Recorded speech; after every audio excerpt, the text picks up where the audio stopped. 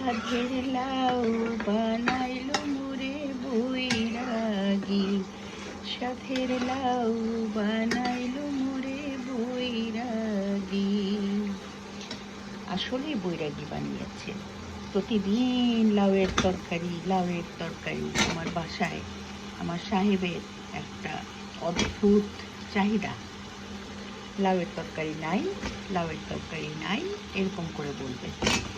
তো জানি না, আমার হয়তো লাউয়ের তরকারিটা মজাই হয়, না হলে কেন ডেইলি খোঁজে।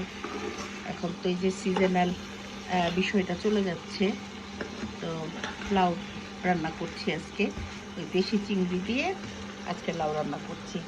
নানানভাবেই করি, টাকি মাছ দিয়ে করি, শোল মাছ দিয়ে করি, রুই মাছ দিয়ে করি, মুরগি দিয়ে করি, গরুর গোশ দিয়ে করি, কিনা দিয়ে লাউ রান্না করি। আজকে একটু দেশি চিংড়ি দিয়ে করছি। তো লাউ তো চলে যাবে, লাউয়ের সিজন চলে যাচ্ছে। এখন লাউয়ের মধ্যে নানান রকম সমস্যা দেখা দিবে, ফোকরা মুকরা এমনি সেমনি। যত পারো এই সিজনাল সবজিটা খেয়ে নাও।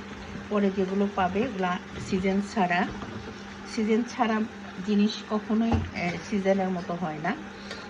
তো এই জন্যে সিজন থাকতে থাকতে বেশি বেশি করে একটু লাউ খেয়ে নাও। লাউ তো জানোই, নবী করিম সাল্লাল্লাহু আলাইহি সাল্লাম লাউ খুব পছন্দ করতেন। মধু, লাউ, কালিজিরা এগুলো উল্লেখ আছে।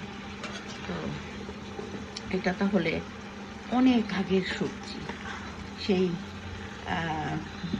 সেই আজকের থেকে হাজার হাজার বছর আগের সবজিটা। আমরা এটাকে এই জন্য এত পছন্দ করি। আর লাউয়ের মধ্যে তো অবশ্যই অনেক গুণাগুণ আছে। তোমার পেটের জন্য ভালো, শরীরের জন্য ভালো, পেট ঠান্ডা রাখে। তারপর তোমার একটা হেলদি সবজি, যে কোনোভাবেই তুমি লাউকে খেতে পারো। আমি তো ডাল দিয়ে রান্না করি, নিরামিষের মতো করি, ভাজি করি, কতভাবে লাউ খাই।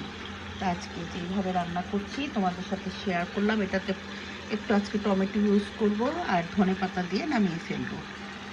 খোদা হাফেজ।